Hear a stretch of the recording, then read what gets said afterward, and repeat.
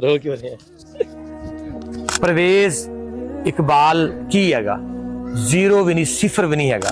बेटा माजूर है, खुद शुगर का पेशेंट है।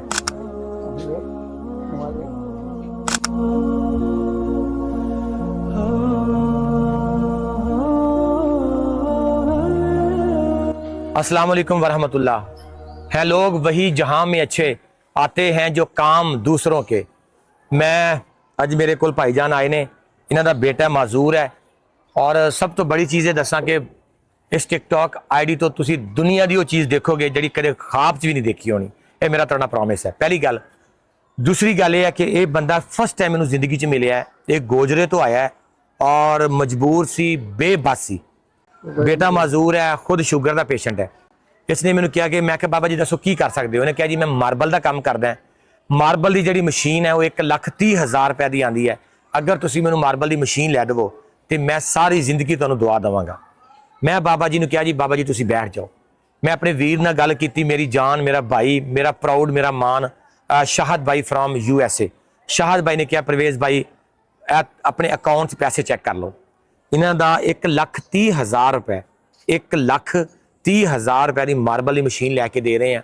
ये अज ही फैसलाबाद जा रहा है, फैसलाबाद का आन जाने का किराया मैं दे रहा और उत्थों जाके मशीन पसंद करेगा, मशीन लैके आ जाएगा, असीं पेमेंट कर देंगे।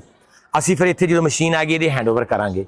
गल वीडियो बनाने का, गल करने का मकसद यही है कि अगर तुसीं किसी का सहारा बनते हो, किसी के चेहरे की मुस्कुराहट बनते हो, ये सारी जिंदगी भी चाहता शायद मशीन ना लै सकता। एवें गल है ना जी, नहीं लै सकता सी। कम मैनूं पता है ना, हालात इस तरह के होंगे ने। इहदे घर मशीन चली गई, इहदा रोजी का सिस्टम शुरू हो गया। परवेज इकबाल की हैगा, जीरो भी नहीं, सिफर भी नहीं हैगा। जो कुछ भी है वो अल्लाह की रहमत, फजल और करम है और इन्हां लोकां दी दुआवां ने। शाहद भाई बहुत शुक्रिया, बहुत मेहरबानी। अल्लाह ताला तुहानूं इज्जतां नाल नवाजे। तुसीं एक घर पूरे खानदान दे विच मुस्कुराहट फैलाई है, एक घर नूं सहारा दिता है। सारी जिंदगी ये लोग तुहाडे वास्ते दुआवां करनगे इंशाअल्लाह।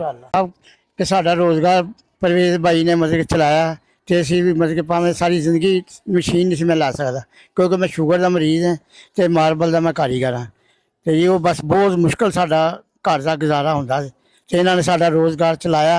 अल्लाह ताला इन्हां नूं बहुत ज़्यादा इज्जत नाल नवाजे। तुहाडा सच्ची गल करो, अज तुसीं आए सी, कदे सोचिया सी अज मशीन मिल जाएगी? नहीं, ये नहीं, कभी भी नहीं सोचा सीगा, कोई भी नहीं। किसी की सिफारिश नहीं करवाई? नहीं नहीं नहीं, डायरेक्ट तुहाडे कोल डायरेक्ट तुसीं साडा अच्छा, मैं तुहानूं मिलिया या नहीं मिलिया? मिले जी, बाहर जाके मिले ने जी। सानू वेख के बच्चे ने बाहर जाके जनाब सानू इन्होंने वेलकम किया तो बहुत साढ़े मतलब कि असीं तो खुश हाँ कि इदा कोई भी नहीं करता। माड़े बंदा गरीब आदमी की गल इस तरह कोई नहीं सोचता। पर तुसीं मैनूं कहा सी असीं किसी होर जगह ते भी गए सी? हाँ जी, नहीं जी, उन्होंने कोई गल नहीं सुनी साडी किसी ने भी। चलो असीं उन्हां दा नाम नहीं लैंदे और नाम लेना नहीं चाहिए। जरूरी नहीं हुंदा कि हर, हो सकता मजबूरी होवे, हो सकता नहीं पहुंच सके।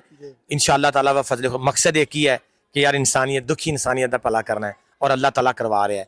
बाकी आज का दिन मैं बहुत ज़्यादा एक्साइटेड हाँ, वो खुशी तो फिर बात शेयर करांगा।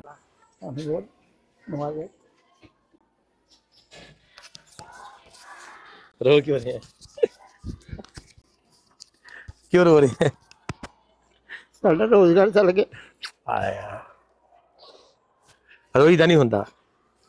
ये फरिश्ते ने, बाखुदा फरिश्ते ने जिन्होंने, मैं कुछ नहीं किया। मैं की किया है?